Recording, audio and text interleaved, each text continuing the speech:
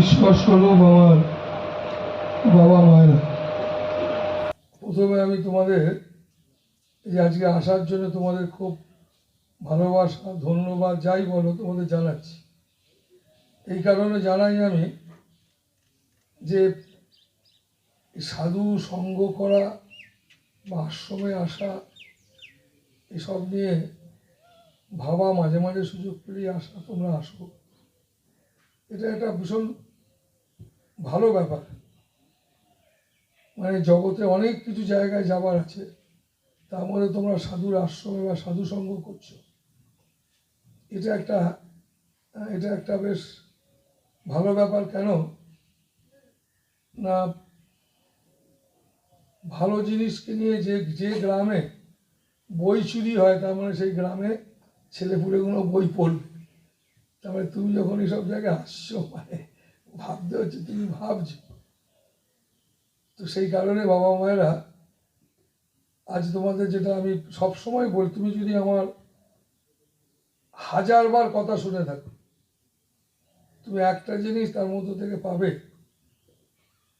সেটা হচ্ছে যে আমি সবসময় মনে করি যে মানুষের যত রকমের সমস্যা আছে, দেখো শরীর ধারণ করেছো, রোগ আসবে, শরীর জ্বর জ্বালা হাঁপানি যত রকমের জ্বালা, এর জন্য শরীরের জন্য কষ্ট পাওয়া, এসব হচ্ছে শরীর ধারণ করলে এসব হবে। এটা তোমাকে একবারে খুব ভালো করে মেনে নিতে হবে যে আমি ধারণ যখন শরীর করেছি, তার মানে আমাকে এইসবগুলো পেতে সম্ভাবনা 16। তো সেই কারণে যে আর একটা ব্যাপার হচ্ছে যে এই যে আমি যেটা বিশ্বাস করি, সেটা হচ্ছে যে তোমাদের যে কোনো ধরনের সমস্যা সংসারে যেসব আসে, এগুলো আসতে থাকে শরীরের মতো। শরীর ধারণ করলে শরীরের জন্য কষ্ট পেতে হয়, সংসার করলে মানুষের সঙ্গে মিশলে যে তুফান, এই তুফানগুলো আসে, নানান রকমের তুফান। এই তুফানগুলোর থেকে তুমি কি করে নিজেকে ঠিক করে ধরে রাখতে পারবে, এগুলোর থেকে কি করে পেরোতে পারবে, তার জন্য প্রচুর বিধান বিভিন্ন মহাজনের সব দিয়েছে, এবং তার বিধান দিয়েছে যে এইভাবে চললে তুমি পারবে, সেইভাবে চলতে পারবে। তবে আমি যেটা মনে করি, বা আমাদের সত্যদ্রষ্টা ঋষিরা ঠিক এই কথাই মনে করতেন, যে তুমি তোমার সকল সমস্যার সমাধান হওয়ার একটাই রাস্তা, তুমি যতদিন বাঁচবে ততদিন তোমার সমাধান হবার একটাই রাস্তা, একটাই ব্যাপার, সেটা হচ্ছে কি না, তোমার বিকাশ, তোমার ভেতরের মানে পবিত্রতার মধ্যে থাকা, পবিত্র ভাবনায়, পবিত্র চিন্তায় তুমি যদি তোমাকে রাখতে পারো, মানে পবিত্র মানে সেটা কোনো সময় দুর্বল না, যেটা অকপট সবার সামনে বল, পবিত্রতা হচ্ছে এরকম একটা ব্যাপার, এত স্বচ্ছ, এত পরিষ্কার। পবিত্রতায় যদি তুমি থাকতে পারো, তাহলে তোমায় কিন্তু কোনো তাবিজ কবজ শেকড় বাকড় তোমাকে যতটা ভালো রাখতে পারবে, তার 100 গুণ ভালো রাখতে পারবে, এতে আমি বিশ্বাস। তো সেই কারণে শেকড় বাকড়, হাত দেখা, এই সমস্ত জিনিসের দ্বারা ভালো থাকা যায়, কিন্তু সেই ভালো থাকাটা চিরদিনের ভালো থাকা না, শেষ নিঃশ্বাস পর্যন্ত ভালো থাকার জন্য মোটে হতে পারে না। যদি ওটা হতো, তাহলে এই যে রাম, এই যে কৃষ্ণ, এরা সব তো মহাপুরুষ, এরা সব জগতে এসেছিলেন। রামও এসেছিলেন, তার বিশাল ইতিহাস আমরা দেখতে পাই। কৃষ্ণও জগতে এসেছিলেন, রামকৃষ্ণ ঠাকুর, বিবেকানন্দ, কবির দাস, গুরু নানক, এরকম অসংখ্য কজনের বলুন পৃথিবী, যীশু খ্রিস্ট থেকে মোহাম্মদ, অনেকে এসেছিলেন, সবাই এই ধরিত্রীতে এসেছিলেন। তো সেই কারণে এদের যদি তুমি এদের নিজস্ব যদি তুমি মত পথ ভালো করে দেখতে চাও, তাহলে তুমি দেখবে এরা বলেছে আসল সার কথা, যে তুমি সদা সর্বদা পবিত্র চিন্তা ভাবনায় থাকো, তাহলে তুমি কিন্তু এই জীবনটা তোমার ভালো থাকে। তো সেই কারণে আমার যত প্রবচন আছে এটা হচ্ছে সার ব্যাপার, এটা আমি সবসময় বলছি। এই কারণে বলছি না তোমার কোনো মিরাকেল, যদি মিরাকেল ঘটিয়ে যদি তোমার ছেলের রেজাল্ট ভালো হয়ে গেল, তোমার বিশ্বাস এসে গেল, তোমার ছেলের চাকরি হয়ে গেল, বিশ্বাস এসে গেল, তোমার ছেলে মেয়ের মাথা খারাপ ঠিক হয়ে গেল, তোমার বিশ্বাস এসে গেল, এতে কিন্তু তোমার তুমি যে সমাধান হয়ে গেল তোমার জীবনের সমস্ত সমস্যার, তা কিন্তু না। সেটা যদি হতো তুমি তাহলে হিসেব করে দেখো, নয় তোমার মায়ের জন্যে, নয় তোমার বাবার জন্য, নয় তোমার বইয়ের জন্য, নয় তোমার নিজের জন্য, এইভাবে তুমি বাচ্চা বয়স থেকে কোনো না কোনো দিকের জন্য তুমি পাগল হয়ে যাচ্ছ। তোমাকে তুমি যেন বিভিন্ন কিছু দিকের জন্য, বিভিন্ন নয় ছেলের জন্য টেনশন, ফট করে তুমি একেবারে ছেলে যে একটু ঠিক হলো সঙ্গে সঙ্গে সারা মেয়ের পেছনে পড়ে যায়। মেয়ে যেই এটা রাস্তায় এসে গেল সঙ্গে সঙ্গে তোমার স্বামী, তারপরে তোমার যেই স্বামী তো যেই গেল তো বউ নিজেই পড়ে গেল। তার মানে কি, এটা তোমার জন্য চলছে এই শিশু বয়স থেকে, যবে থেকে তোমার জ্ঞান হয়েছে তবে থেকে তার চলছে। এই যে চলছে তুমি এর সঙ্গে কত তুমি তো ক্লান্ত। কেন ক্লান্ত? সবসময় মাথায় রাখবে এই শারীরিক ক্লান্তি একটা ক্লান্তি, আর একটা মানসিক ক্লান্তি। এই দুটো ক্লান্তি কিন্তু দুরকম। কেমন? শারীরিক ক্লান্তি তুমি ঘুমিয়ে নিলে ফিট হয়ে গেলে, কিন্তু মানসিক ক্লান্তি এছাড়া ঘুমোলেও যাবে না। কেমন? এই মানসিক ক্লান্তি যেটা যায় তার জন্য মানসিক একটা পেট আছে, মনেরও পেট আছে, বুঝলে? সে মনের পেটেতে যেটা তৃপ্ত হয় মানুষ তৃপ্তি লাভ করে। তুমি কিসে তৃপ্তি লাভ করো? প্রথম তুমি তৃপ্তি লাভ করো তুমি সম্মান পাচ্ছ কিনা। তুমি তোমার সঙ্গে যার সঙ্গে তুমি বসো, দাঁড়াও, গপ্প করো, 2 মিনিটের জন্যই বসো, দাঁড়াও, আর 1 মিনিটের জন্যই থাকো, প্রথম তুমি যে সম্মান তোমার পাওয়া দরকার তুমি সেটা পাচ্ছ কিনা। তুমি কে কি ছাড়া বড় কথা না, তুমি মানুষ হিসেবে সম্মান পাচ্ছ কিনা। তাই জন্য আমাদের সব থেকে গুরুত্বপূর্ণ বিষয় কি না, আমরা যে মানুষ একজন, আমি বড় উকিল, তাই আমাকে আলাদা করে সম্মান পেতে হবে, এখন তোমাকে দিতেও পারে, নাও দিতে পারে, বুঝলে? কিন্তু তুমি যদি মনুষ্যত্বের যদি তুমি বিকাশ ঘটাও, তাহলে একটা মানুষ আর একটা মানুষকে সম্মান করবে না, স্বাভাবিক, উচিত। এই শিক্ষাটা যদি আমাদের, এটাই আসল শিক্ষা। একটা কিরম ব্যাপার জানো, আজকে সংসারে দেখবে থাকতে হবে তোমায় কেমন ভাবে না, তুমি মাস্টার যখন স্কুলে যাচ্ছ তখন তুমি মাস্টার, এই মাস্টারি খরচটা স্কুলের বাইরে বেরোলেই তোমার মানসিকতার দিক থেকে তোমাকে একদম সরিয়ে ফেলতে হবে। মানসিকতার দিক থেকে তুমি মাস্টার ছিলে, যেই তুমি স্কুল থেকে বেরোলে মাস্টারি মানসিকতা থেকে তোমায় বেরিয়ে তোমাকে এবার নয় ছাত্র থাকলে বাবার মতো একটা স্নেহ, মাস্টার তো বটেই, একটা পিতৃতুল্য স্নেহ, আর নচেত বন্ধু বান্ধব এলে যদি অশিক্ষিত বন্ধুও হয়, ওরে আমার বাচ্চা বেলার বন্ধু নাকি, এ শিক্ষিত, তখন তো কেউ জানি না কে শিক্ষিত হবে কে অশিক্ষিত হবে, তখনকার বন্ধু তার সঙ্গে যেন খুব আনন্দ করে মিশতে পারি, সেও মিশতে পারে। এই জায়গাটা আজকে অভাব, ছেলে মেয়েরাও মিশতে পারছে না। বাবা স্কুলেও মাস্টার, বাড়িতেও মাস্টার, বুঝলে? এই যে জায়গাটা কি করে আমাদের সোসাইটিতে কেন আমরা এরকম জায়গায় পৌঁছেছি না, আমরা রূপ, রস, গন্ধ, স্পর্শ, শব্দ, রূপের মধ্যে ফেসেছি। রূপ থাকলে তার রস থাকবে, রস মানে রসভাব, মানে একটা মধুর ব্যাপার একটা থাকবে, রস। সেই রসটা কিন্তু সাময়িক, তাই রূপ চেঞ্জ হলে রসেরও সেই সুখটাও চেঞ্জ হয়ে যাচ্ছে। তো সেই কারণে না, এই সব নাম, রূপ, রস, এই সমস্তের মধ্যে আমরা আকৃষ্ট হয়ে থেকে আমরা আমাদের যে এর গভীরে যে যাকে আনন্দ বলে, যাকে সচিদানন্দ মানে সচ্চিত আনন্দ, সদ মানে সত্য স্বরূপ, চিৎ মানে চৈতন্য স্বরূপ, আনন্দ মানে আনন্দ স্বরূপ। সচিদানন্দ স্বরূপ, সচ্চিদানন্দ, সচিদানন্দ। তো তিনি সেই আনন্দ স্বরূপ। এই আনন্দ তুমি পাচ্ছ না কেন? না তুমি এই সাময়িক কিছু জিনিস, রূপ রস গন্ধের মধ্যে তুমি ফেসে আছো। কেমন? তো সেই কারণে দেখবে আমি মাঝে মাঝে ছোট গল্প বলি। যেমন একটা বাচ্চা হামাগুড়ি দিচ্ছে, বাচ্চাটা খাট ধরে ধরে উঠছে, এই দেখে বাকির সবাই আনন্দ পাচ্ছে, বাচ্চাটাকে দেখতেও ভালো, দাদু বাবা মা সবাই, দিদিমা সবাই আনন্দ। কিন্তু বাচ্চাটা হঠাৎ শুয়ে পড়লো, কান্নাকাটি, কি না মরে গেছে।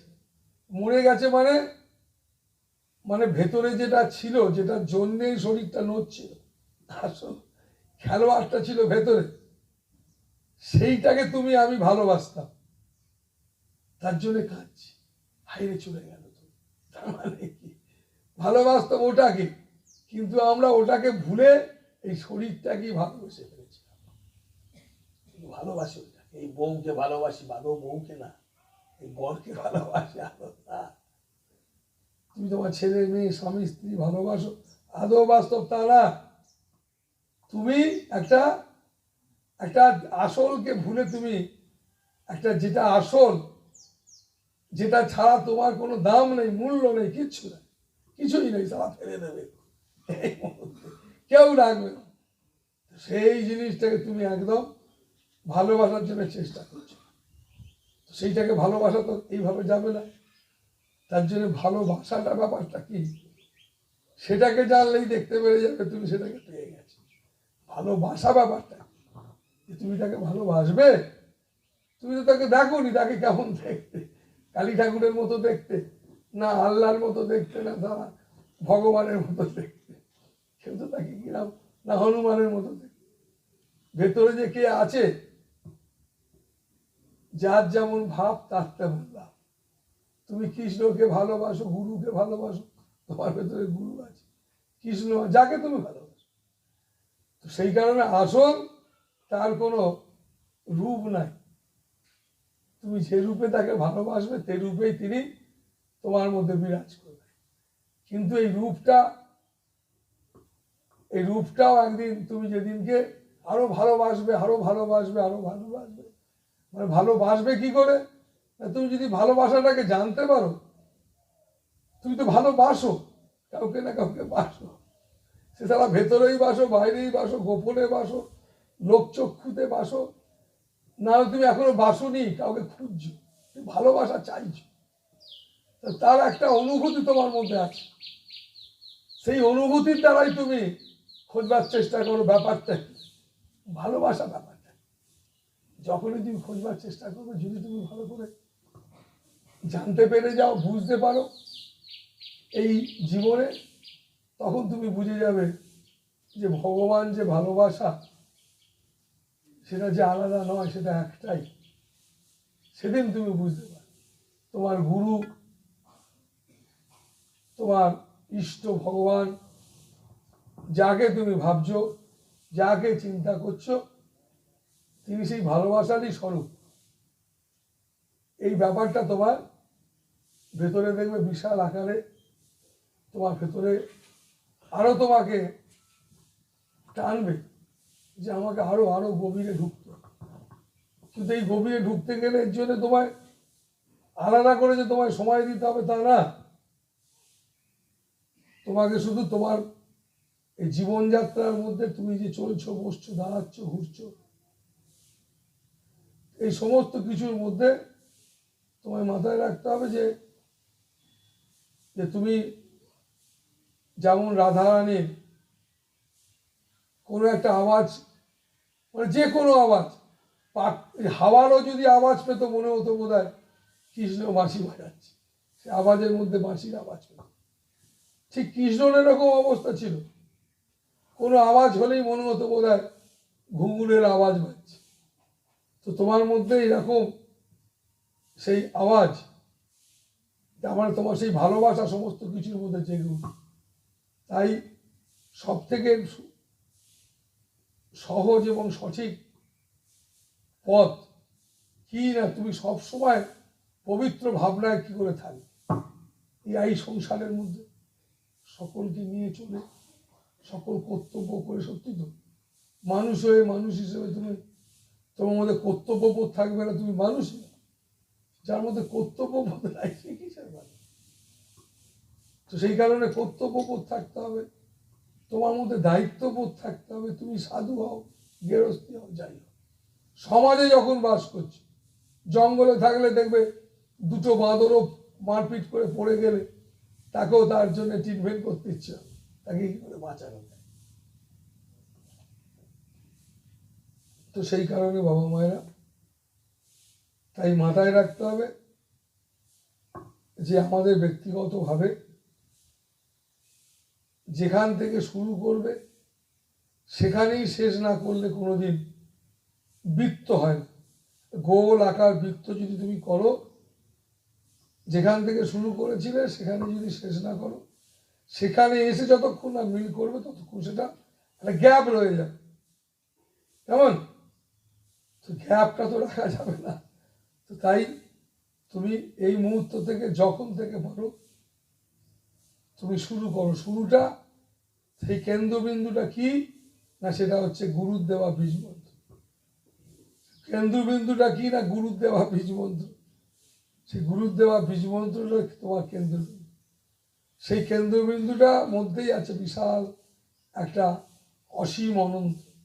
তুমি সেইটার মধ্যে যত প্রবেশ করবে, সেটার অর্থ যত খোঁজার চেষ্টা করবে, তত তুমি বুঝতে পারবে সেটা বিশাল অসীম। কেমন? মানে গুরু মানে তিনি অসীম অনন্ত। গুরুকে আগুনে পোড়ানো যায়, গুরুকে জলে ডোবানো যায় না। গুরু মানে শুধু দেহটা না, গুরু এই দেহটাও, আবার যা দেখতে পাচ্ছ সবটাই, তাকে গুরু বলে। আমাদের ঋষিরা সেটা বলেছে। তাই গুরু নিয়ে কোনোদিন দল হয় না। তাই কোনোদিন গুরু, অমুক গুরু খারাপ এটা হয় না। অমুক ব্যক্তিটা হয়তো তিনি রাস্তাটা ধরে থাকতে পারেন নাকি, অমুক ব্যক্তিটা হয়তো সেই রাস্তাটা ধরে থাকতে পারে, কিন্তু ব্যক্তি, গুরু মানে একটা একটা ব্যক্তি না। গুরু হচ্ছে একটা একটা অসীম অনন্ত, যা ছিল, আছে, থাকবে। তো সেই কারণে বীজ মন্ত্রটা যেমন একটা কেন্দ্রবিন্দু, তুমি ওখান থেকে শুরু করো, ওর মধ্যেই সব আছে। তাই গুরু, যদি তুমি কারো কাছে দীক্ষা নাও, মনে করো যে ইনি তোমার সদ্গুরু, মানে উনি তোমার সেই অসীম অনন্তের একজন কেন্দ্রবিন্দু। তুমি তার থেকেই তুমি শুরু করো সেই অসীম অনন্তের মধ্যে প্রবেশ করা।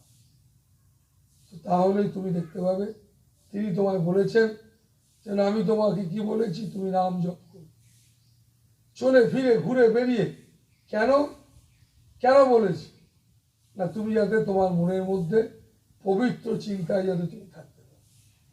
যত তুমি তোমার পবিত্র চিন্তায় থাকবে, মানে পজিটিভ চিন্তায় থাকবে, তত তোমার যে কোনো ধরনের সমস্যা চলে যাওয়ার জন্য দাঁড়িয়ে আছে। কিন্তু তুমি যদি মনে করো আমি করছি মানে সমস্যা যাওয়ার জন্যে, তাহলে কিন্তু তুমি করতে পারবে না। তার মধ্যে একটা, এই মুহূর্তে তোমার একটা বেনিফিট চাই, তুমি করবে কেন, সেই সারা জীবন করতে পারে যে ভালোবাসতে পারে। তাই ভালোবাসাটা তখনই তুমি বাঁচতে পারবে যখন তুমি তার গুরুত্ব বুঝতে পারবে। বীজ মন্ত্র, নাম, এই জপ, এই যে গুরুদেব যুগ যুগ ধরে গুরুদেবরা দিয়ে আসছেন, এই নাম জপ, তার কি মাহাত্ম্য, তার কি শক্তি, তার কি অর্থ, তার প্রতিটা মুহূর্ত, তার প্রতিটা কিছু, যে তোমার প্রতিটা নিয়ত তোমার জীবনের সঙ্গে যুক্ত। এর বিজ্ঞানটা ওখানে দেওয়া আছে, এর অর্থটা ওখানে দেওয়া আছে। তুমি সামনের জনকে, পাশের জনকে, সবাইকে যে তুমি সম্মান করবে, তার জন্যে সেই সেই আমাদের সত্যকাম,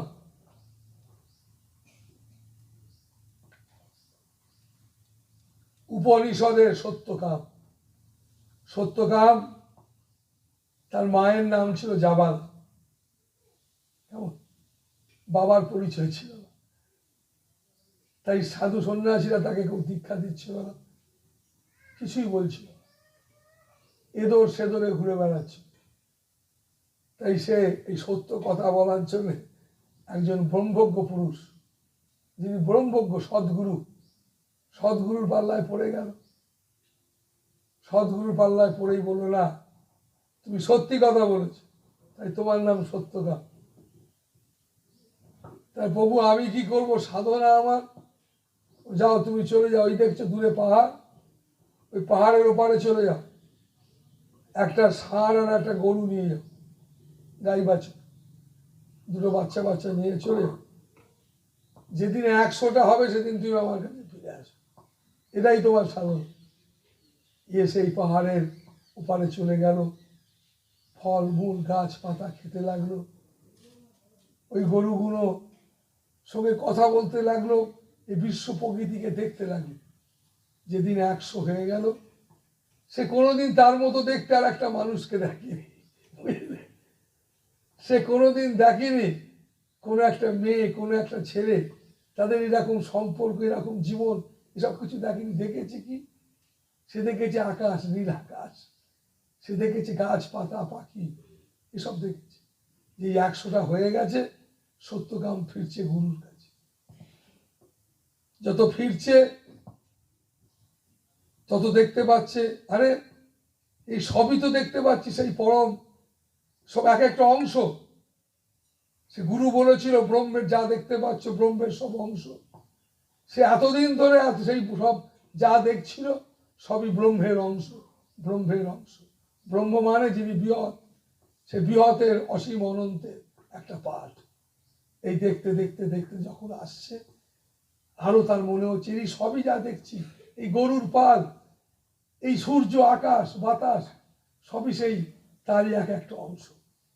যখন এসে পৌঁছলো সত্যকাম গুরুর কাছে, গুরু বলল, সত্যকাম তুমি পূর্ণ হয়েছ, তোমার পরিপূর্ণ হয়েছে। কেন না, সত্যকাম তুমি কি পেরেছো সমস্ত অংশগুলোকে মিলিয়ে দিতে? বল, হ্যাঁ প্রভু পেরেছি। তো মিলিয়ে দিয়ে কি হয়েছে না, আমার সবটাকেই পূর্ণ মনে হচ্ছে। সব সমস্ত আকাশ বাতাস সমস্তটাই যদি এক এক অংশ হয়, সে এক এক অংশটাকে যদি সবার সঙ্গে জুড়িয়ে দাও, তাহলে কি হবে না, পরিপূর্ণ হবে, সবটা টোটাল হয়ে দাঁড়াবে। তখন আর একটা কাঁটাল, তার বিচি, শ্বাস, ওপরে ছাল, এই সবটা নিয়ে একটা গোটা কাঁটাল, কোনোটা বাদ দিয়ে না।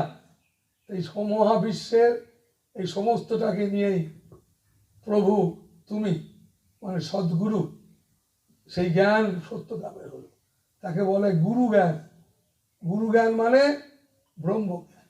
গুরু জ্ঞান মানে দেহটার প্রতি গুরুদেব মানে দেবানন্দ বাবা, এই জ্ঞানটা হলো তা না। গুরু জ্ঞান মানে ব্রহ্মজ্ঞান। তাই মানুষের মধ্যে এই দিকে আমাদের এগোতে হবে। কেন? এই রাস্তাটাই শান্তির রাস্তা, তুমি একদিনে পারবে না। তার জন্য তোমাদের আমি বলেছি, সৎ ভাবনায় থাকবার চেষ্টা করো, সৎ ভাবনার দ্বারা নিজের সমস্যা দূর করো, সৎ ভাবনার দ্বারা এগিয়ে চলো।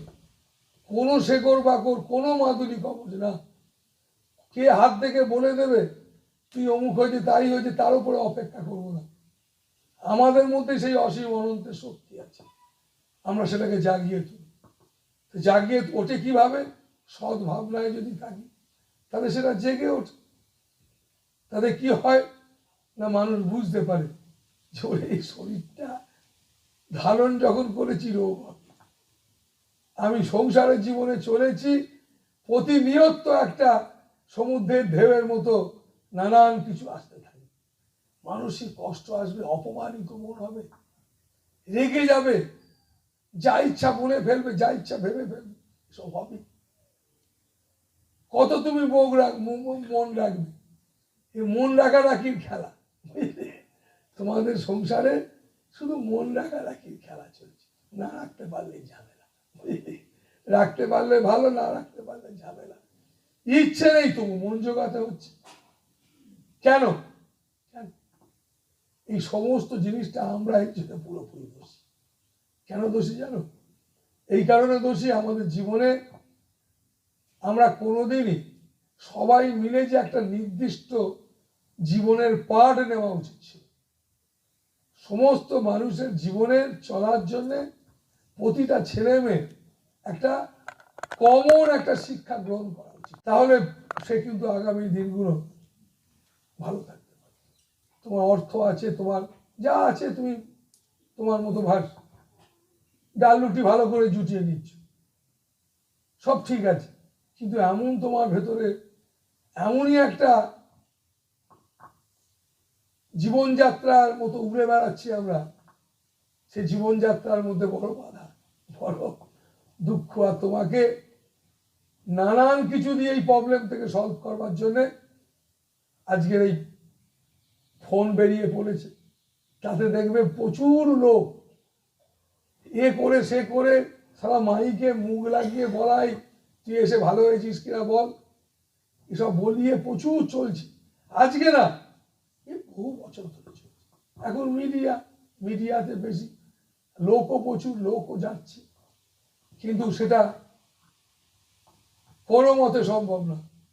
তাহলে সম্ভব হয়ে যেত, বলে শেকড় বাকড় দিয়ে যদি রাবণের মতো মানুষকে বশ করা যেত, রাম কি আর রাবণকে বশ করতো না নাকি? যদি রাবণ যদি সবাইকে পবিত্র আনন্দের মধ্যে রাখত, সবাইকে যদি বন্ধুত্বে স্থাপন করত, রাম হয়তো বলতো, ভাই তুমিই করো, আমার দরকার নেই, আমার কোনো ভূমিকা নেই। তো সেই কারণে বাবা মায়েরা, যে আমাদের এই জীবনটা বড় সুন্দর, তাবিজ কবজ মাদুলি মিরাকেল এসব আশা ছাড়ো, নিজেকে কি করে পবিত্র চিন্তা ভাবনায় যতটা রাখা যায় তার চেষ্টা করো। আমার মনে হয় যতটা তুমি এই ম্যাজিক দেখা বা একটা মিরাকেল বা কিছু একটা করার জন্য তুমি যতটা সময় দিয়ে ফেলছো, ততটা সময় যদি তুমি ঈশ্বরের চিন্তা ভাবনার সঙ্গে জুড়ে থাকতে, আমার মনে হয় তাতে তোমার আরো ভালো হতো, আরো তুমি, আমার মনে হয় অনেকটা তুমি লাভবান হতো। কেমন? আরো তুমি লাভবান। তো যাই হোক বাবা মায়েরা, তোমরা ভালো থাকো, খুব আনন্দে থাকো, আর খুব প্রার্থনা করো যাতে ভালো ভাবনায় থাকতে পারো। আর আমি এতে এই পথে বিশ্বাসী, তার জন্য শেকড় বাকড় হাত পা দেখি না। যেহেতু আমি আধ্যাত্মিক ভালো চিন্তায়, ভালো ভাবনায় জীবন কাটাতে পারলেই আমার যত রকমের গ্রহ ভাড়া কেটে যাওয়া স্বাভাবিক, যেহেতু এই ভাবনাতে আমি বিশ্বাসী, সেই কারণে আমি জাগতিক জগতে যে সমস্ত আরো অনেক পন্থা আছে, সেই পন্থাতে আমি বিশ্বাসী। আর দ্বিতীয়ত, আমার কাছে এত লক্ষ লক্ষ মানুষ আসে, তো মানুষ যখন আসে, এত মানুষ বিষয়ী মানুষ আসে, আসক্ত মানুষ আসে, তারা তো এমনি আসে না, তারা নিশ্চিত কিছু একটা পায়। সেটাকে আমি মিরাকেল বলছি না, হয়তো তারা ভাবছে, তারা বলছে এটা একটা মিরাকেল ঘটছে দেবানন্দ বাবার কাছে এসে, তাই না? এরা তো আসছে কেন? আর যদি ঘটে সেটা মিরাকেল না, দুটো কারণে ঘটছে। এক, তুমি সাধু সঙ্গ করে নিজের জীবনের পরিবর্তন আনবার চেষ্টা করছো, শুরু করেছো, তার ফল শুরু হয়েছে। আর দ্বিতীয়ত, তুমি যার কাছে আসছো তিনি যদি সাধু হন, তিনি সবসময় পবিত্র চিন্তায় থাকেন, তার জীবনটাই পবিত্র। তো তাকে কথা বলা তো দূরের কথা, দেখাই কঠিন ব্যাপার। যিনি পবিত্র, যিনি সুন্দর, কোনো মানুষ যদি পবিত্র চিন্তায় সবসময় মগ্ন থাকে, এই শুধু আমি খেলাম, আমি বসলাম, এ তো তুমি আমি সবাই। তো সেই কারণে একজন বিকশিত মানুষকে দর্শন করা মানব জীবনে বড় দুর্লভ। কারণ ওই মানুষটা পবিত্র চিন্তা করে, আমার মতো কামড়া কামড়ি করে না, এই পবিত্র চিন্তা করে। এইরকম একজন মানুষকে কাছে তুমি যদি যাও, হয়তো তার পরশে তোমার একটা ভালো হচ্ছে, আর তুমি নিশ্চিত নিজেকে একটুখানি পরিবর্তন করতে পেরেছো, তার জন্য তুমি রিসিভ করতে পেরেছো, গ্রহণ করতে পেরেছো। এটা তোমার ক্ষমতা। সূর্যের কাজ কিন্তু আলো দেওয়া না, তিনি আলোকিত। তুমি আমার কাছে এসে বলছো দেবানন্দ বাবা আপনি আমাকে এটা দিলেন, আমি তোমায় কিচ্ছু দিতে পারবো না। এক তো প্রথম সাধারণ মানুষ আমি, দ্বিতীয়ত আমি বিশ্বাসী। যদি সাধু হয়, যদি ফকির হন, তিনি কোনো কার কাছে যাচ্ছে তিনি ফকির ত্যাগী, তিনি তো আলোয় আলোকিত। তার কাছে গেলে তোমার ভালো হবেই। তাকে আলো তোমায় দিতে হবে না, আলো আলোকিত, তাকে আর সূর্য কি আলো দেয় নাই, তার আলোকিতটাই স্বাভাবিক। তো সেই জন্য যারা মহাত্মা তারা আলোকিতটাই স্বাভাবিক। তুই তাদের কাছে গিয়ে চাইতে লাগে না, তাদের কাছে তুমি গিয়ে সে আলোর পরশ পেয়ে আসাটাই সব থেকে বড় গুরুত্বপূর্ণ। এই গুরুদেব আপনি আমারটা করে দিন, আমি কি এই কারণে বসে আছি না? তোমার কি মনে হয় আমি আশ্রম করিনি? আমি এত আশ্রম আমাকে আমাকে ঘিরে আশ্রম হয়েছে, বুঝেছ? এবং আশ্রম হয়েছে আমাকে ঘিরে, তুমি টাকা পয়সা সব তুমি দিয়েছো, দিচ্ছ। এর জন্য আমার কোনো অংশের জন্য কোনো পরিশ্রম করতে হয় যে ওরে আমি ছাদ ঢালাই করবো, কি হবে আমার, এসব আমার ভাবতে হয়নি। আমি আমার মনে আছে এই জমিটা আমি, বুঝলি মায়েরা বাবার 24 বিঘে জমি এখানে যখন কিনবো ঠিক করলাম, নিবেদিতা পল্লীতে আমার আশ্রম বর্ধমানে, দেখলাম এই ছোট জায়গা হবে না রে, বড় জায়গা চাই। আমার এতগুলো আশ্রম, একটা যে আশ্রম তো চাই, মূল আশ্রম। বড় স্টেশন হাওড়া শিয়ালদা এর কাছাকাছি এত বড় জায়গা পাবো না, চলো তার থেকে বর্ধমান বড় স্টেশন, টোটো ফোটো করে যাওয়া যাবে, এরকম একটা জায়গার সন্ধান।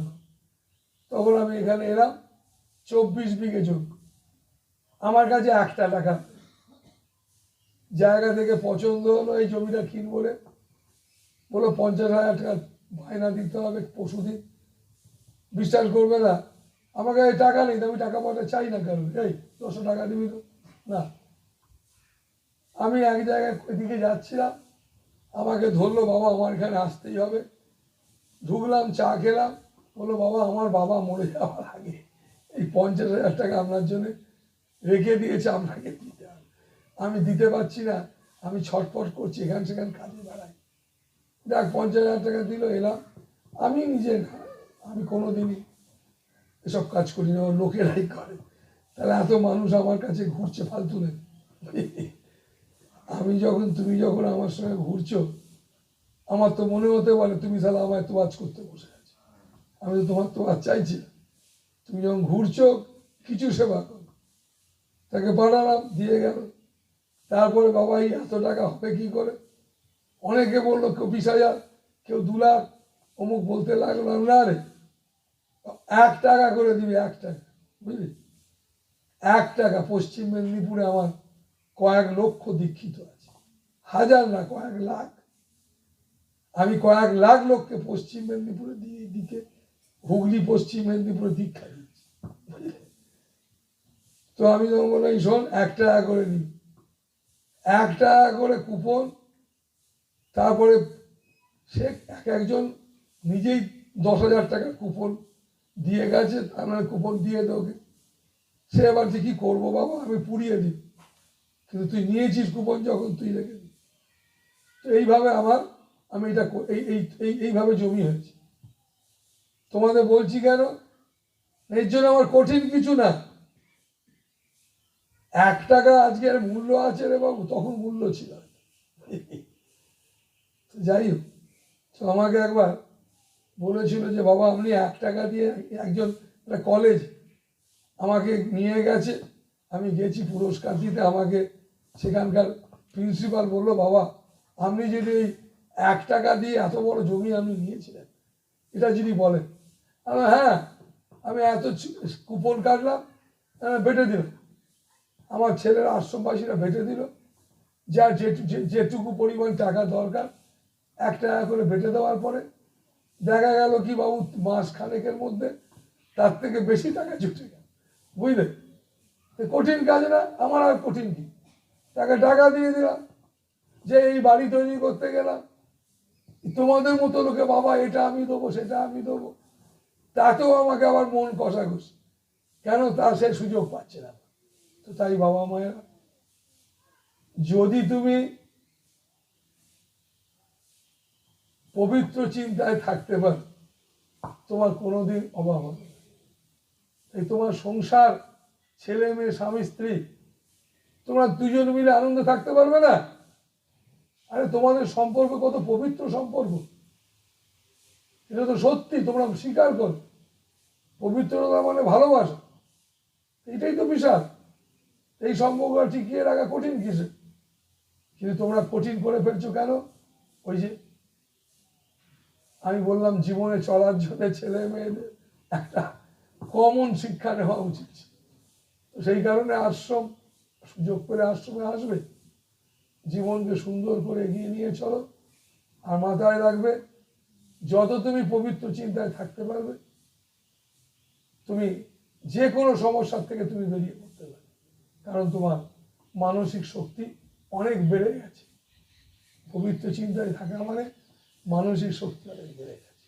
ভালো থাকো, হরি হরি।